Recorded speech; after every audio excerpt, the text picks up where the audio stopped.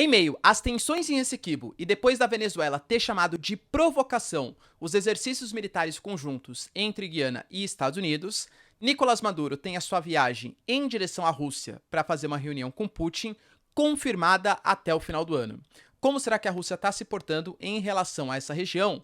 Lembrando que temos hoje uma reunião do Conselho de Segurança da ONU, com a presença, claro, da Rússia.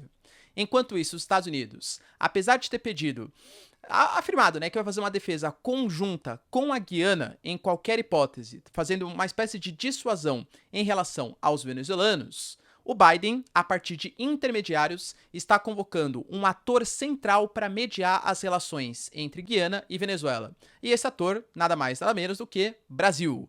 Como que o Brasil vai se portar nesse papel de liderança? Já temos alguns indícios pelas declarações brasileiras.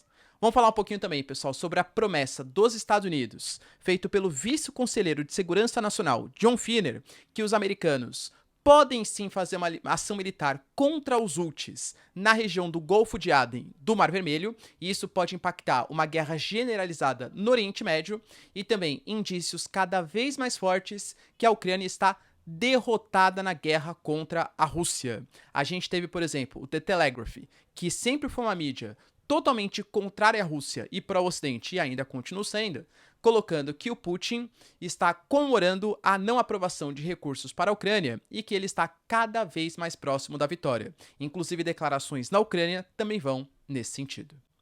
Se vocês querem ter um pouco mais sobre esses assuntos, e muito mais também sobre geografia, geopolítica, atualidades, política, polêmicas, enfim, tudo para você se manter sempre bem atualizado, já se inscreve no canal, deixa seu like, compartilha esse vídeo, que eu, professor Ricardo, conto muito com a sua ajuda. Belezinha? Pra quem não me segue no Instagram, @prof_Ricardo Marcílio, me segue lá. Pô, galera, segue aqui no canal, hein? Tô quase chegando em 1 milhão, hein? Dá o seu inscrever aí, ó, que eu vou curtir bastante. Tamo junto? Então, bora lá pro vídeo, ó. Seguinte. A gente teve hoje uma notícia importante relacionada à confirmação. De novo, tá? Não é porque a viagem ela está sendo feita por conta do conflito em Essequibo. Na verdade, a viagem já estava marcada desde outubro. Claro que já existia o conflito em Essequibo, aliás, existe, né, a questão de décadas, tá, não é uma coisa nova, e que, inclusive, eu até comentei no vídeo com vocês ontem, que é uma coisa que une direita e esquerda venezuelana, não é uma causa bolivariana, é uma causa venezuelana. E até por isso o Nicolás Maduro está utilizando isso agora como engajamento político, nacionalismo, tentativa ufanista. Ele até condenou, por exemplo, uma série de líderes da oposição, porque supostamente esses líderes teriam se unido com a ExxonMobil, com os Estados Unidos e também com a Guiana, com as suas pautas imperialistas para fazer com que esse Essequibo não fosse da Venezuela. Então ele está utilizando como uma causa nacionalista porque ele sabe que isso mexe com os ânimos da população venezuelana. Mas enfim, galera, foi confirmado essa reunião em que o Maduro vai lá se reunir com Putin. Putin, que inclusive também está num movimento bastante importante nesse momento, porque anunciou que será o candidato à reeleição na Rússia para as eleições do ano que vem, que já estão convocadas para o dia 17 de março. Penso eu, galera, que pelos índices de aprovação que ele apresenta, quase todas as pesquisas acima de 80%, e pelos principais opositores ou estarem expulsos do país ou estarem presos, e não sei se o sistema de votação da Rússia é extremamente legítimo, possivelmente o Putin ele vai vencer. E pelas mudanças constitucionais que foram feitas, ele pode ficar até 2036 no cargo, hein? Sendo o presidente mais longevo da história da Rússia. Mas nessa reunião, galera, o que muito possivelmente a gente está pleiteando é para ver qual vai ser a posição da Rússia nesse conflito. Por enquanto, a Maria Zakharova, que é a responsável pelas relações exteriores, deu a entender que a Rússia está preocupada com a situação na América do Sul e está tentando fazer algum tipo de posicionamento pela paz. Vamos mediar, vamos negociar e coisa que valha. Mas, né, de novo, uma coisa é o que você fala publicamente, outra é o que você de fato faz nas ações geopolíticas. Vai lembrar que recentemente o Nicolás Maduro se reuniu com Xi Jinping e eles prometeram cooperação em todas as áreas, inclusive no setor militar, e a Rússia vai em um caminho muito parecido em relação à Venezuela. Então, muito possivelmente, vai ter algum tipo de finalização, algum tipo de acordo para mediação aí, para aproximação entre Venezuela e Rússia, o que, claro, é importante para os dois países. Só que os Estados Unidos, ele já fez, inclusive, né, os seus exercícios militares conjuntos, lembrando que a Guiana fechou uma parceria militar com os Estados Unidos em 2022 e realizaram ali os seus exercícios aéreos. Com esses exercícios aéreos sendo realizados, a gente pode falar que isso incomodou muito os venezuelanos, que consideraram como um ato de provocação imperialista.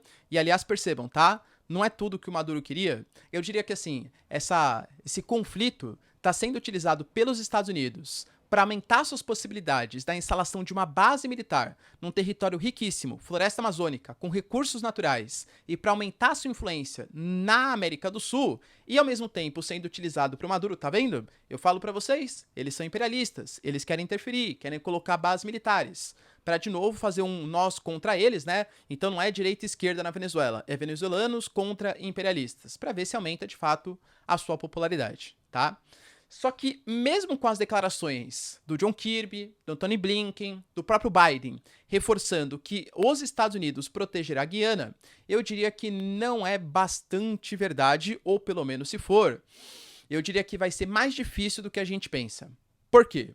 A gente teve recentemente, para não falar ontem, né, e anteontem, a recusa do Senado americano em aprovar um pacote de ajuda econômica para dois grandes parceiros geopolíticos, para a Ucrânia e para Israel. Israel no valor de 14,3 bilhões e para a Ucrânia aí um valor bastante significativo.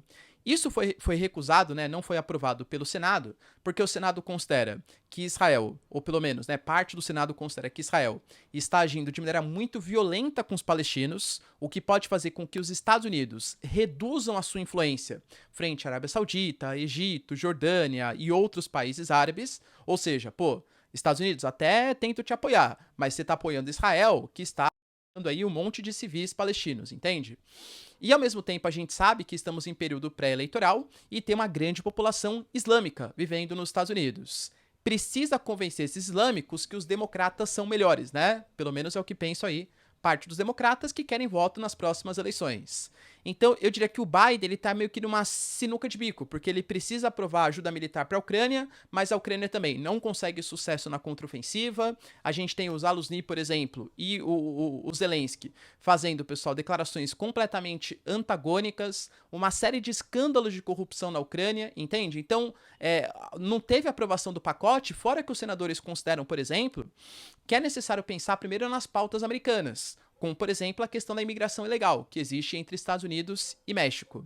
Poxa, os Estados Unidos vai se meter em mais um conflito, em mais uma guerra, que é na questão da Guiana, entende? Então isso pode trazer alguns problemas até mesmo econômicos para os Estados Unidos. Será que vale a pena?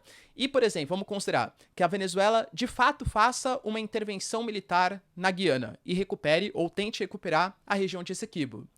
Sabe como que o Trump ele foi eleito? Falando, né?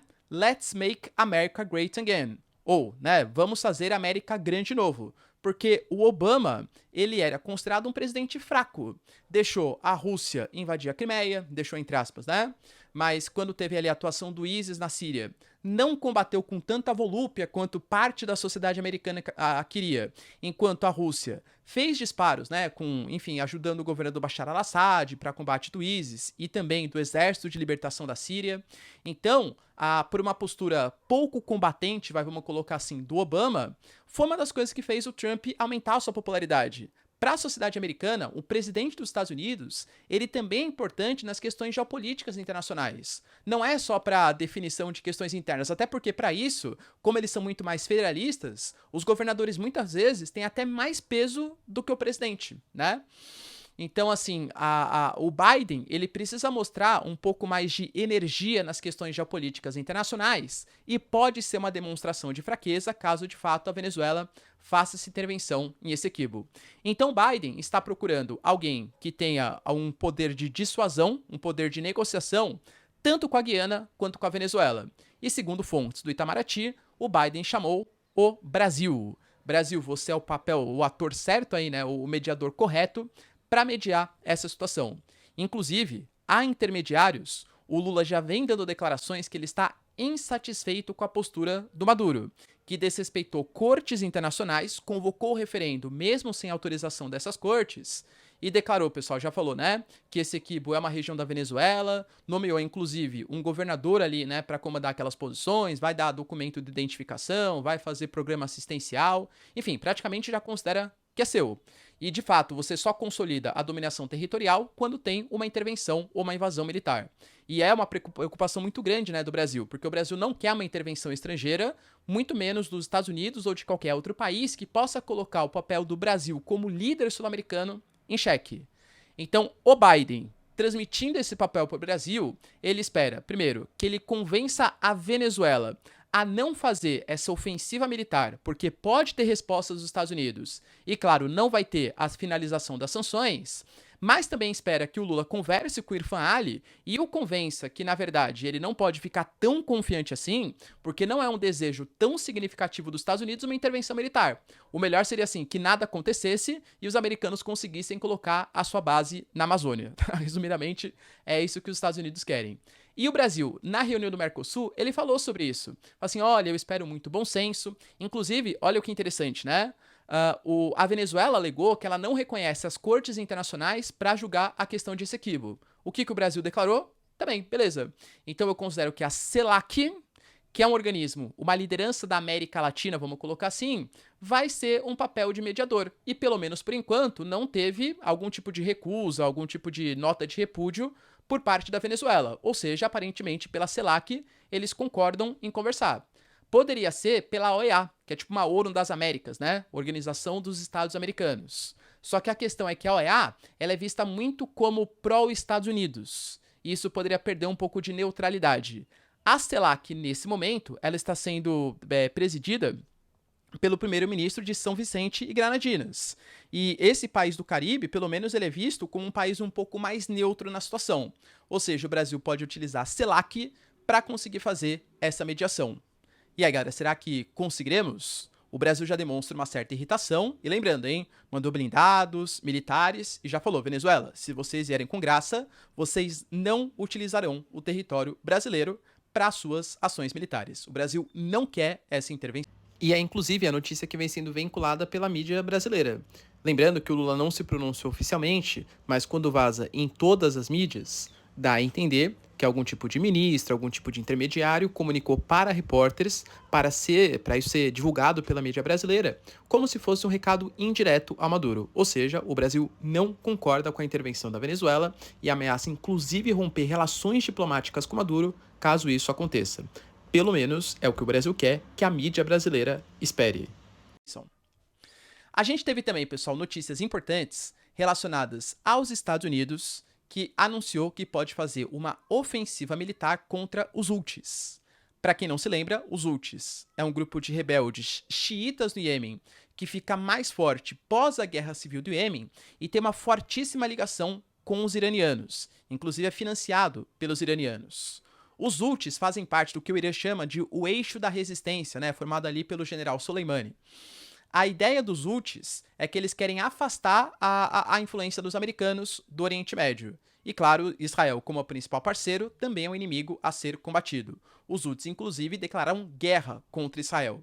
E recentemente, tanto no Golfo de Aden quanto também no Mar Vermelho, os Houthis eles vêm atuando, fazendo ataques com drones, fazendo, por exemplo, sequestros de navios, inclusive compartilhando fotos, vídeos deles dançando em navios sequestrados, e até atacando, não com sucesso, claro, mas instalações, embarcações militares, porta-aviões dos Estados Unidos. E aí, alguns militares americanos, segundo a mídia, o político, falam assim, ó, tá na hora então da gente atacar. Pô, o nosso objetivo é fazer com que na Guerra Civil do Iêmen, o Hadi, que é aliado da Arábia Saudita, volte a poder, a gente agrada os sauditas, restabelece um governo mais aliado dos Estados Unidos e consegue combater os Houthis. Qual é o medo do Biden? É que um ataque aos Houthis possa escalar essa guerra regional, fazendo com que a Síria, que o Iraque se mobilize mais, e nisso, Arábia Saudita, Egito, Jordânia, os países mais neutros, também fiquem do lado dos palestinos, formando uma espécie de aliança islâmica, tá? O Irã deseja muito isso. O Irã financia os Houthis, o Hezbollah, a Jihad Islâmica, o Hamas, para fazer esses ataques para desestabilizar o Oriente Médio. Eles querem, e de novo, tá? Não tem bonzinho, não tem malvado na geopolítica, né? Claro, tem alguns grupos que agem ou não de acordo com o direito internacional, né? Mas eu diria que, na prática, nenhum deles age com muito bom senso aí. Mas não tem bonzinho na geopolítica, tem cada um pensando nos seus interesses, e o Irã quer fazer com que os americanos percam as suas zonas de influência. Então Biden está tentando resistir até o último momento para fazer esses ataques aos Houthis, porque isso pode desestabilizar o Oriente Médio. Só que daí alguns militares estão considerando uma espécie de... Ah, tá vendo? Ó, democrata, né? Se fosse republicano, certeza que agiria com mais intensidade. Certeza que agiria com mais força. Inclusive, tentando acalmar um pouco esses ânimos, o próprio John Finner, que é o vice-conselheiro de segurança nacional, ele declarou, pessoal, que nesse momento há, sim, a chance de um ataque militar contra os Houthis, que não está descartado. Por enquanto, eles vão querer garantir a segurança do Mar Vermelho e também da região ali, pessoal, mais próxima do Iêmen, de uma maneira um pouco mais pacífica. Mas se tiver uma escalada dos ataques, os americanos podem sim fazer uma nova intervenção militar. E para finalizar, mas também não menos importante, é uma coisa que a gente conversou durante praticamente 2 anos e que a gente percebe que está se consolidando, tá? E aqui, de novo, não é uma questão de torcida, é uma questão de análise. A Ucrânia está sendo muito derrotada, vamos colocar assim, nessa guerra contra a Rússia. E por que isso está de fato acontecendo? Porque vários dos países, eles estão se recusando, cara, a fazer financiamentos, a repassar verbas. E era uma coisa natural que ia acontecer. Em inflação, crise econômica, crise dos refugiados, a tendência é que governos mais nacionalistas ascendam ao poder. A gente teve o caso, por exemplo, na Holanda, teve o caso na Polônia, teve o caso, pessoal, em alguns países ali, né? A própria Hungria, por exemplo, do Viktor Orbán, ter uma resistência maior em fazer apoio ao Zelensky. Primeiro porque não apresenta resultados e está envolto em casos de corrupção, e porque existem problemas internos que são mais urgentes. Nos Estados Unidos mesmo, o pacote não foi aprovado justamente por conta disso. E quando foi dar uma entrevista, a gente teve o John Kirby garantindo que, porque recentemente os Estados Unidos deu um pacote ali, né? Ele falou assim, olha, a gente tem mais algumas semanas, mas estamos preocupados, porque depois disso vai ser o fim. Inclusive, mas vocês não podem prometer um novo pacote para a Ucrânia? Eu falei assim, não posso prometer. O nosso Senado, o nosso Congresso está barrando novas ajudas. Até mesmo mídias, como New York Times, como The Telegraph, que eu vou colocar aqui para vocês, como, enfim, né, galera, as mídias aí, principalmente dos Estados Unidos e da Europa, dão indícios que o Putin está extremamente satisfeito com a situação.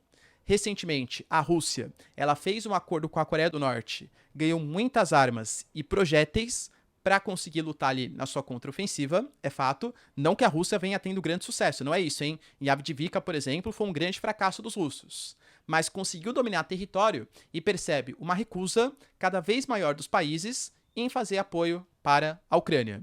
A gente teve o chefe de gabinete do Zelensky colocando que se uma ajuda não for aprovada, a Ucrânia vai perder, e o Zelensky se mostrando cada vez mais desesperado. Ou seja, aparentemente, a Rússia está de fato vencendo pelo cansaço e pela recusa dos países em auxiliar os ucranianos. Você acha que tem algum tipo de chance de vitória aí por parte da Ucrânia? E lembrando, hein? Se o Trump ou o Ron DeSantis forem eleitos, a coisa piora ainda mais. Beleza? Se vocês curtiram o vídeo, pessoal, já deixa seu like, se inscreve no canal. Tamo junto, beijos, abraços e tchau, tchau.